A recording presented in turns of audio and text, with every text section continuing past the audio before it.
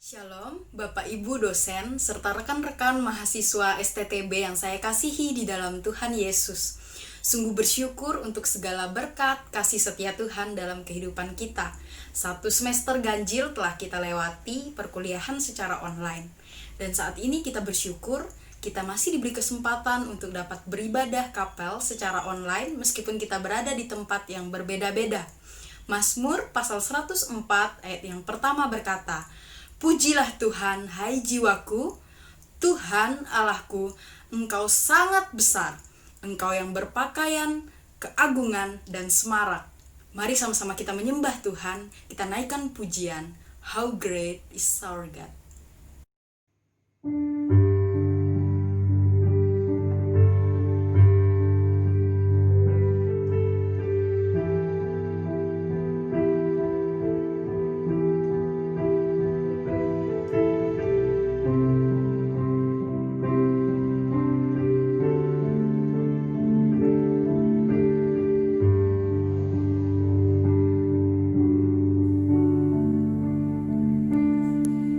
The splendor of the King, clothed in majesty, let all the earth rejoice, all the earth rejoice. He wraps himself in light, and darkness tries to hide, and tremble at his voice, tremble at his voice. How great is our God, sing with me, how great is our God, and all will see how great, how great is our God.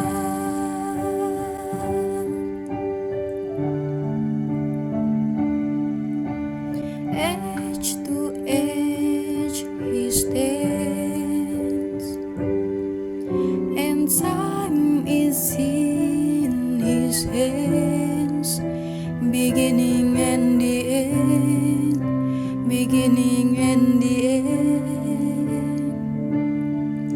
The Godhead three in one, Father, Spirit, Son, the Lion and the Lamb, the Lion and the Lamb. How great is our God, sing with me, how great is our God, and all will see how great, how great is our God. Name above all names, worthy of all praise. My heart will sing, how great is our God. Name above all names, worthy of all praise. My heart will sing, how great is our God, how great is our God. Sing with me, how great is our God, and all will see how great, how great is our God.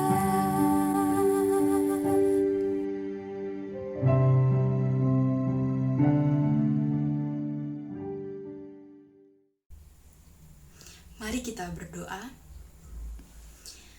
Bapa di surga, Bapa yang kami kasihi di dalam Tuhan Yesus, Sungguh kami bersyukur Tuhan, karena kebesaran Tuhan, karena kasih setia Tuhan, karena kebaikan Tuhan dalam kehidupan kami.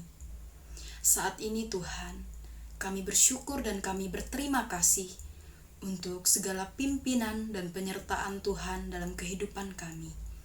1 semester perkuliahan secara online telah kami lewati Tuhan. Kami bersyukur untuk segala fasilitas, untuk segala sarana yang kami gunakan dalam perkuliahan online. Engkau telah memberkatinya sehingga kami dapat menggunakannya untuk perkuliahan secara online. Bapa di surga, kami juga bersyukur untuk dosen-dosen yang senantiasa dengan setia untuk membimbing kami dan memperlengkapi kami meskipun secara online Tuhan. Kami bersyukur untuk segala pengetahuan baru yang boleh kami peroleh selama perkuliahan secara online ini Tuhan.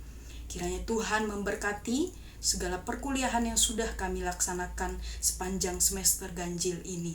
Dan semuanya kami berdoa biarlah kami pakai untuk kemuliaan bagi nama Tuhan. Kami juga bersyukur untuk pembentukan Tuhan bagi kami di rumah kami masing-masing, di tempat di mana kami berada sekarang ini Tuhan. Kami bersyukur biarlah Tuhan Engkau yang senantiasa membentuk kami untuk semakin hari kami semakin hidup dalam perkenanan Tuhan.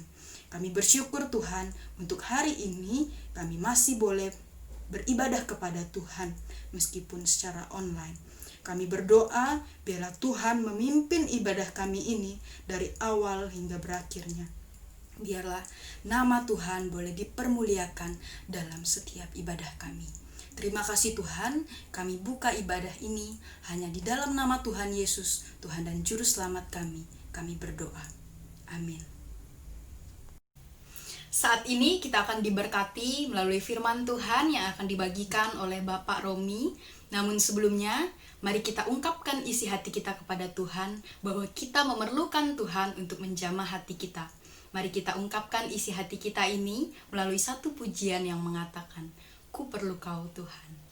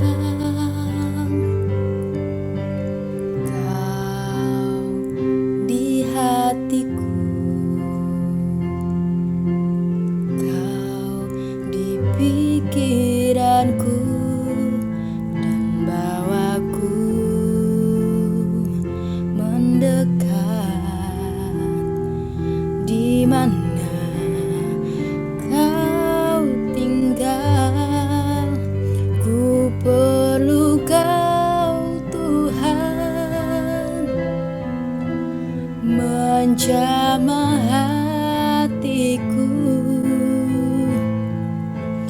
ku perlu Kau Tuhan di hidupku.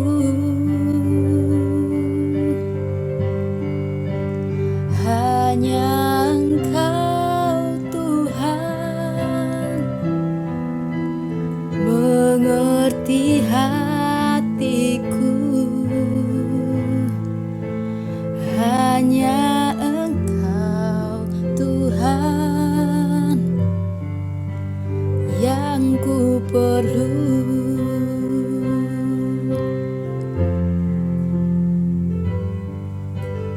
Kau di hatiku,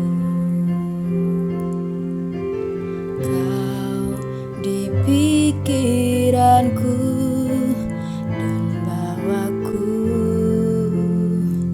mendekat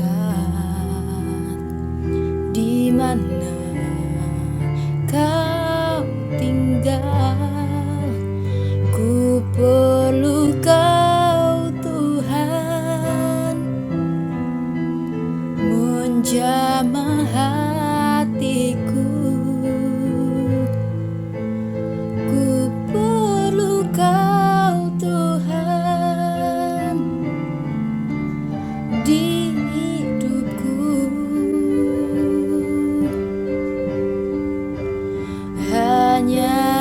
Engkau Tuhan, mengerti hatiku. Hanya Engkau Tuhan yang ku perlu. Hanya Engkau Tuhan yang ku perlu.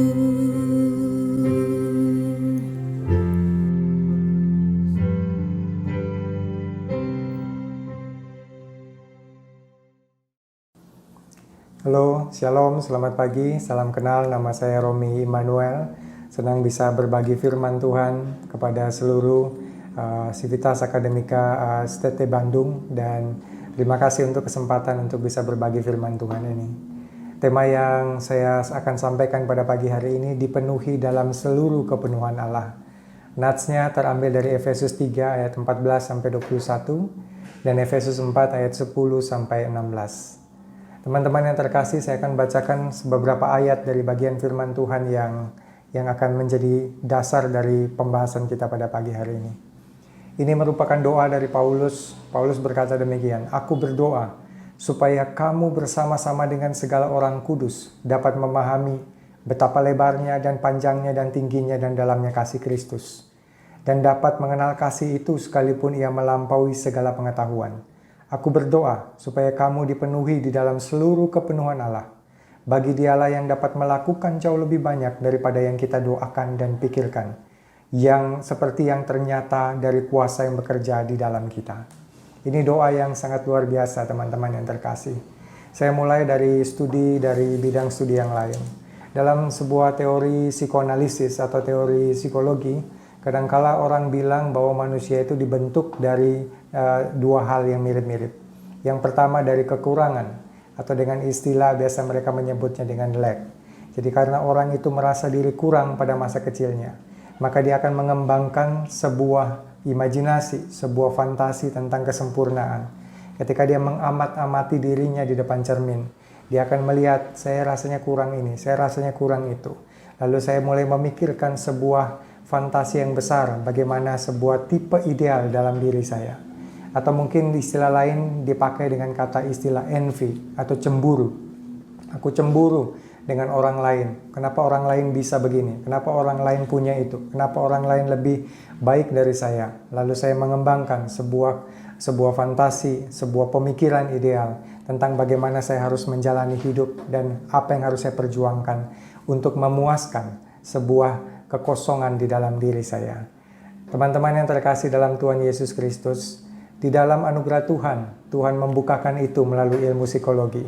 Bahwa ternyata di dalam diri kita masing-masing, kita sebenarnya menyadari bahwa ada sebuah kekurangan. Dan ada sesuatu hal yang harus dipenuhi di dalam diri kita dan jiwa kita yang kosong ini. Dan dorongan-dorongan hidup kadangkala juga didesak atau digerakkan oleh sebuah kekurangan-kekurangan itu. Saya punya kenalan, ada teman, waktu dia pelayanan jadi seorang hamba Tuhan, pertama kali dia jadi mahasiswa, dia sangat kesulitan sekali karena dia mau membeli dasi, dia tidak bisa karena tidak punya uang. Harga dasi cukup mahal. Dan setelah dia lama pelayanan dan menjadi seorang pendeta terkenal, maka apa yang dia lakukan pertama kali? Dia membeli banyak sekali dasi. Ini sifat dari manusia. Setiap kita punya sebuah kekurangan.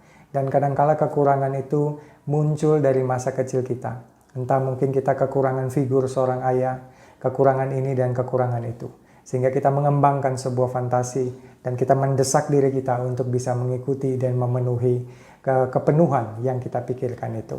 Apa kata Alkitab? Alkitab juga mengatakan bahwa hidup kita itu jauh lebih daripada apa yang dipikirkan dalam ilmu psikologi. Bahwa kita itu punya natur dosa. Ada dosa di dalam diri kita. Atau dalam istilah teologi reform dikatakan dengan total depravity. Bahwa kita punya dorongan, dan dorongan itu selalu kepada hal yang jahat. Jadi kita punya dosa, dan ketika kita beranjak memikirkan sesuatu yang baik, kadangkala kita pun terbatas untuk bisa memenuhi itu. Kenapa? Karena memang dosa dalam diri kita sedemikian luar biasa, dosa dalam diri kita bahkan masuk ke dalam motivasi dan di dalam dorongan diri kita untuk bisa selalu memilih hal-hal yang buruk dan melawan Allah. Oleh sebab itu Tuhan berkata, ketika firman Tuhan diberikan, ketika Kristus datang, kita dipenuhi, kita diubahkan, dan kita didorong untuk bisa menjadi serupa dengan Tuhan. Dalam Efesus pasal 3 ini kita mendapati doa Paulus. Doa Paulus intinya satu, agar semua jemaat di Efesus itu dipenuhi oleh kebenaran Allah. Dipenuhi. Kata dipenuhi ini kontras banget dengan kata kekurangan, bukan? Kalau diri kita selalu melihat yang kurang-kurang, kalau dunia selalu melihat yang kurang-kurang, kalau kita membayangkan sebuah kepenuhan, kadangkala juga kita tidak punya kekuatan untuk bisa memenuhi itu. Maka firman Tuhan ini luar biasa, mengatakan kepada kita bahwa engkau dan saya sebenarnya hidup di dalam kepenuhan Allah. Ini berita yang penuh sukacita, bahwa kalau engkau dan saya dipenuhi oleh Allah, engkau dan saya akan memiliki kasih. Dan engkau dan saya akan didorong untuk selalu hidup dengan karakter yang baik. Kenapa demikian? Karena ada sebuah kasih yang melampaui hidup kita. Kasih yang sedemikian besar yang telah diberikan untuk hidup kita. Sehingga Paulus katakan, kalau engkau mengenal Allah, engkau akan melihat betapa lebarnya, betapa panjangnya, betapa tingginya, dan betapa dalamnya kasih Kristus itu. Orang Kristen yang sungguh-sungguh mengasihi Allah, dia akan senantiasa memahami bagaimana Allah mengasihi dia. Bagaimana kasih Tuhan itu sedemikian besar telah dicurahkan, dikorbankan untuk dirinya. Begitu kita merenungkan ini, maka kita akan tertunduk dan kita akan menjadi merasa diri begitu hina. Kenapa? Karena Tuhan sedemikian mengasihi kita. Oleh sebab itu Paulus katakan, aku berdoa supaya engkau memahami betapa kasih itu sedemikian besar. Dan kasih yang besar itu ada di dalam hidupmu dan hidupku.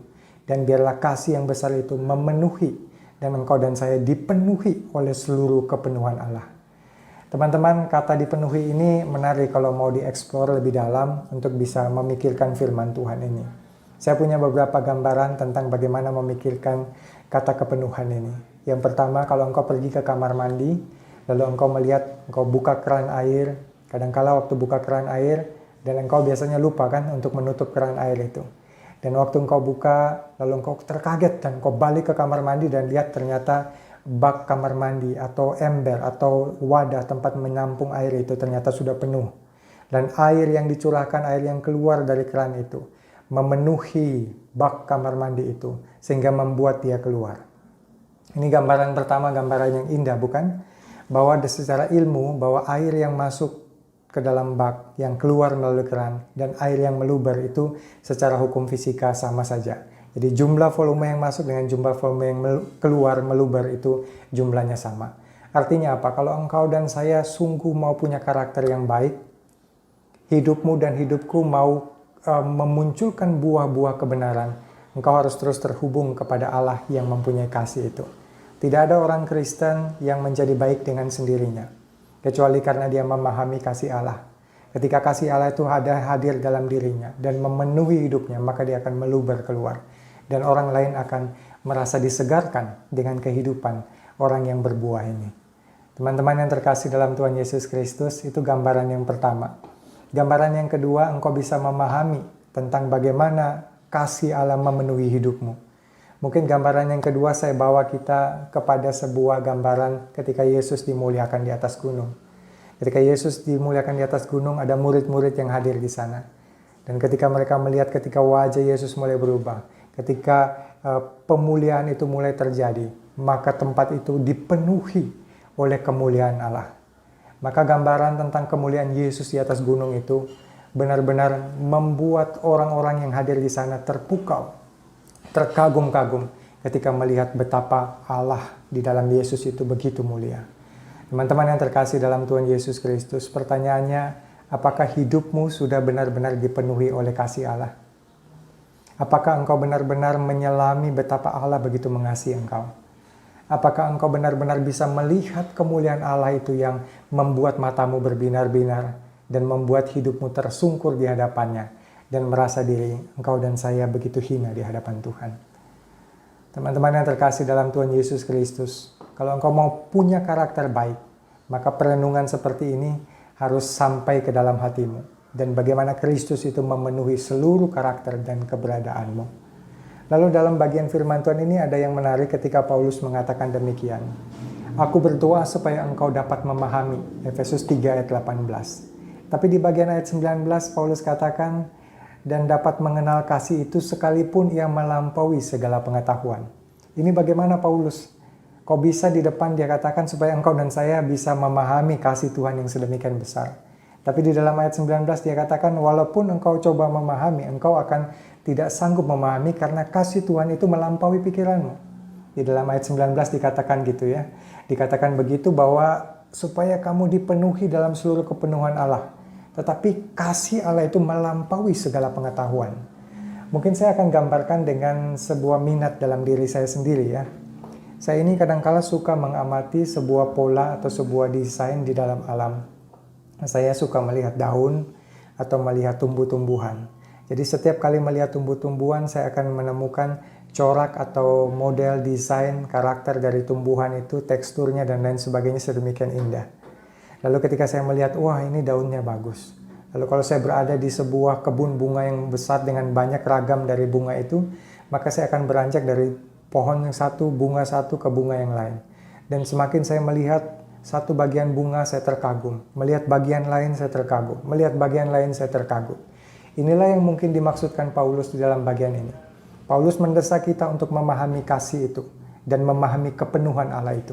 Tetapi di sisi lain Paulus katakan, ketika engkau coba memahaminya, engkau akan sadar bahwa kepenuhan Allah itu melampaui pikiranmu. Kalau dia melampaui pikiran, maka Paulus menggunakan kata betapa. Betapa lebarnya, betapa panjangnya, betapa tingginya, betapa dalamnya kasih Allah itu. Semakin engkau coba memahami, semakin engkau menelusuri kasih Allah itu, maka engkau semakin terkagum-kagum dan rasanya tidak akan ada habis-habisnya. Lalu kalau begitu, apakah kita bisa memahami kasih Allah itu? Apakah kita bisa membuat kasih Allah itu meluber dari hidup kita? Jawaban yang diberikan oleh Paulus di dalam ayat yang ke-20. Bagi dialah yang dapat melakukan jauh melebihi banyak hal daripada yang kita pikirkan dan kita doakan. Bahwa seperti yang ternyata, bahwa ada kuasa yang bekerja di dalam diri kita. Nah ini prinsip-prinsip kalau engkau dan saya mau membangun karakter Kristus yang baik. Engkau dan saya harus sadar bahwa engkau harus memiliki sebuah pengetahuan tentang kasih Allah. Dan bagaimana kasih Allah itu direnungkan dalam hidupmu. Sehingga dia memenuhi hidupmu dan dia bisa meluber keluar. Tetapi dengan sebuah kesadaran bahwa sebenarnya kita tidak akan sanggup memahami kasih Allah yang sedemikian besar itu. Dan yang kedua, engkau dan saya sadar bahwa sebenarnya kalau saya bisa memahami kasih Allah itu, kalau saya bisa menyelami di dalam kolam kasih karunia itu semua karena apa? Karena ada kuasa yang bekerja di dalam diri kita. Ini prinsip yang penting untuk engkau memahami karakter Kristus yang harus dinyatakan dalam hidup ini. Bahwa kalau engkau mau menjadi lebih baik, menjadi seorang Kristen yang lebih sungguh-sungguh, engkau harus bergantung kepada Allah yang ada dalam dirimu. Karena dengan apa engkau bisa menjadi lebih baik? Karena dengan kuasa yang ada di dalam dirimu, bukan karena dirimu sendiri. Ini bagian yang pertama dari Efesus 3 ayat 14-21. Efesus 4 ayat 10-16, lalu Paulus meneruskan pembahasannya tentang bagaimana menjadi manusia baru. Paulus mengatakan demikian, kalau engkau dan saya sudah dipenuhi oleh kasih Allah, maka apa yang terjadi? Ada beberapa hal. Yang pertama, Paulus katakan dalam ayat 12, Efesus 4 ayat 12, demikian firman Tuhan, untuk memperlengkapi orang-orang kudus bagi pekerjaan pelayanan. Kalau engkau dan saya benar-benar menyelami kasih Allah itu, dan kepenuhan Allah itu ada dalam dirimu, maka yang pertama engkau akan tahu bagaimana menempatkan diri di dalam pelayanan yang luas ini. Engkau menyadari dirimu dan engkau tahu bahwa Tuhan mau pakai saya untuk pekerjaannya. Orang Kristen yang baik bukan orang Kristen seperti perumpamaan talenta yang menyimpan bakatnya lalu memendamnya. Tetapi orang Kristen yang baik yang sungguh memahami kasih Allah, maka ada karakter yang meluap dalam dirinya. Yang pertama, dia akan sungguh-sungguh mau ambil bagian dalam pelayanan. Waktu saya pertama kali jadi hamba Tuhan, saya merasa sangat tidak berguna sekali. Saya berdoa sama Tuhan, saya katakan, Tuhan, saya nggak punya talenta apa-apa. Bagaimana saya bisa melayani Engkau? Saya nggak bisa main musik, suara saya juga tidak bagus, bahkan cenderung jelek begitu. saya tidak punya kecakapan di dalam mengajar sekolah minggu. Lalu bagaimana Tuhan? Tuhan mau pakai saya untuk apa? Saya berdoa dan saya bilang, katakan sama Tuhan, Tuhan saya mohon berikan saya satu saja talenta. Sehingga saya bisa eksplor dan saya bisa melayani Tuhan, melayani Engkau. Karena saya begitu terpesona dan begitu merasakan kasih-Mu itu sedemikian besar dalam hidup saya. Saya mau sungguh-sungguh melayani.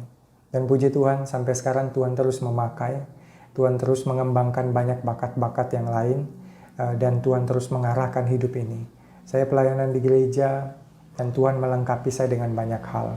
Dari awalnya tidak bisa cerita kepada anak sekolah minggu, tetapi karena ada sebuah kasih yang besar dalam diri yang dirasakan. Ada sebuah kekaguman akan betapa besarnya kasih Allah. Maka saya bertumbuh di dalam perlengkapan diri untuk melengkapi diri, untuk melayani Tuhan di dalam segala sesuatu. Ini kepenuhan Allah. Ketika engkau dipenuhi Allah, jiwamu akan didesak untuk berkata, Tuhan saya mau melayani Engkau. Berikan saya talenta, saya ingin melayani Engkau. Yang kedua, teman-teman, kalau engkau dipenuhi oleh kasih Allah itu, kalau seluruh kepenuhan Allah itu memenuhi engkau, maka yang kedua, engkau akan bertumbuh menjadi dewasa. Dalam bahasa Paulus dikatakan bahwa engkau akan mengalami kedewasaan penuh, ayat 13. Dan dikatakan dalam ayat yang ke-16, engkau akan menerima pertumbuhan di dalam hidupmu. Banyak orang kalau ditanya, mana lebih baik kalau engkau melihat hidupmu? Ketika engkau masuk menjadi mahasiswa teologi atau ketika engkau menjadi pendeta besar. Banyak orang ketika pertama kali bertobat itu begitu berapi-api, begitu serius, begitu setia, dan begitu disiplin di dalam mengikut Tuhan. Begitu peka dengan dosa-dosa kecil. Tapi makin lama ketika makin cakap di dalam pelayanan, makin lama mengenal Tuhan, makin terlibat dalam dunia pelayanan. Maka pertanyaan saya, engkau lebih baik mana? Waktu pertama kali bertobat atau pada hari ini ketika engkau memutuskan untuk jadi hamba Tuhan. Kalau engkau mengalami sesuatu sifat yang makin lama makin buruk, maka kepenuhan Allah itu sebenarnya tidak memenuhi engkau. Tetapi kalau engkau dipenuhi oleh kepenuhan Allah, oleh sebuah kekaguman akan kasih Allah dan cinta kasih yang besar itu, dan ada kuasa yang bekerja dalam dirimu, maka pertumbuhanmu, engkau akan hari demi hari akan menjadi lebih baik lagi. Engkau dan saya akan dipenuhi dan akan bertumbuh menjadi dewasa di dalam iman dan akan mengalami pertumbuhan dan terus-menerus menjadi serupa dengan Kristus yang adalah kepala. Ini bagian-bagian yang sangat melengkapi di dalam Efesus di mana Paulus mengajarkan kedewasaan rohani. Yang ketiga, kalau engkau dan saya dipenuhi oleh kasih Allah, apa yang terjadi? Maka jawabannya di dalam ayat 14. Sehingga kita bukan lagi anak-anak yang diombang-ambingkan oleh rupa-rupa angin pengajaran, oleh permainan palsu manusia dan kelicikan mereka yang menyesatkan. Tetapi dengan teguh berpegang kepada kebenaran di dalam kasih, kita bertumbuh di dalam kasih, ke arah Kristus yang adalah kepala. Yang ketiga, kalau engkau dipenuhi oleh kasih Allah, kepenuhan Allah itu memenuhi engkau, maka yang ketiga, engkau akan penuh integritas. Engkau akan berpegang kepada kebenaran, dan engkau tidak akan mudah diombang-ambingkan. Kenapa? Bukan karena engkau kuat, tetapi karena ada kuasa yang bekerja dalam dirimu. Bukan karena engkau setia kepada kebenaran, tetapi karena keterkaguman engkau terhadap kasih Allah yang sedemikian besar yang bekerja di dalam dirimu. Maka saya mendorong setiap kita untuk bisa memahami, seperti Paulus katakan, biarlah engkau memahami betapa lebarnya, betapa panjangnya, betapa tingginya, dan betapa dalamnya kasih Allah itu. Dengan sikap yang rendah hati untuk memahami kasih Allah itu, engkau akan mengalami pemenuhan di dalam Kristus. Dan kalau engkau dipenuhi oleh Roh Allah itu, engkau dipenuhi oleh Kristus itu, maka dia akan mengalir keluar, melubar melalui karakter-karaktermu. Engkau akan bertumbuh di dalam Tuhan, engkau akan menjadi dewasa penuh, engkau akan penuh integritas dan setia kepada kebenaran, engkau akan jalan lurus dan tidak mudah berbelok-belok. Kenapa? Karena engkau melihat kasih Allah itu menuntun engkau. Engkau akan jelas melihat Kristus yang adalah kepala itu, dan matamu memandang kepadanya senantiasa. Teman-teman yang terkasih dalam Tuhan, sejujurnya memang mengikut Tuhan itu bukan hal yang mudah. Hari demi hari kita ditempa. Paulus juga berkata dalam Roma 7, ketika saya mau lakukan yang baik, ternyata yang buruk keluar. Maka tidak ada lain ketika engkau membuka dirimu, di mana Allah memenuhi seluruh hidupmu. Bagaimana Allah memenuhi seluruh hidupmu? Sekali lagi saya kembalikan pada teks ini. Ketika engkau memahami betapa tingginya, betapa lebarnya, betapa dalamnya, betapa panjangnya kasih Allah yang telah dicurahkan kepada engkau dan saya. Biarlah engkau dan saya menjadi pengikut Kristus yang setia dan senantiasa membawa kepenuhan Allah ini di dalam seluruh hidupmu. Mari kita berdoa. Tuhan, terima kasih, ini firman yang mengingatkan kembali kami tentang betapa hidup kami harus dipenuhi oleh kasih Allah, sehingga kami bisa menjadi orang Kristen yang dewasa. Biarlah kami merenungkan ayat-ayat ini, dan kami mengingat kembali bahwa ada kuasa yang besar yang terus menggerakkan kami untuk hidup di dalam kepenuhan Allah hari lepas hari. Kalau kami tidak merasakan itu Tuhan, tetapi berarti ada yang tidak beres dalam hidup kerohanian kami. Biarlah kami bertobat dan kami kembali kepada Tuhan. Terima kasih untuk firman, untuk sharing yang singkat ini. Hanya dalam nama Tuhan Yesus kami berdoa dan mengucapkan syukur. Amin. Kita telah mendengarkan firman Tuhan yang disampaikan oleh hambanya Bapak Romi. Kiranya firman Tuhan hari ini boleh memberkati, menolong, dan menguatkan kita sekalian. Mari sama-sama kita ambil waktu sejenak untuk bersaat teduh di hadapan Tuhan. Saat teduh dimulai.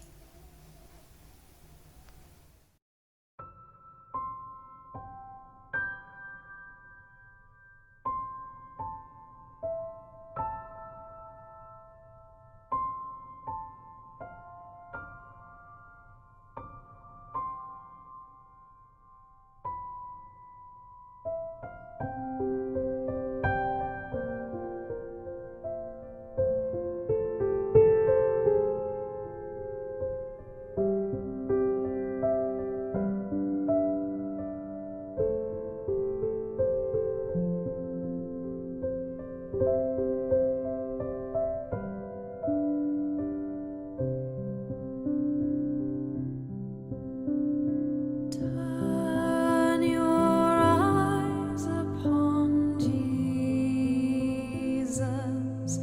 Look full in his wonderful face, and the things of the earth will grow strangely dim in the light of his glory and grace.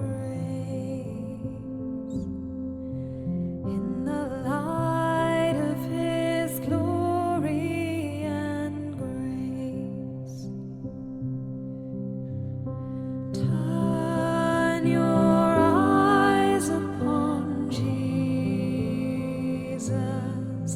Look full in his wonderful face, and the things of the earth will grow strangely dim in the light of his glory and grace. In the light of his glory and grace. And the things of the earth will grow strangely dim in the light of his glory and grace. In the light of his glory and grace.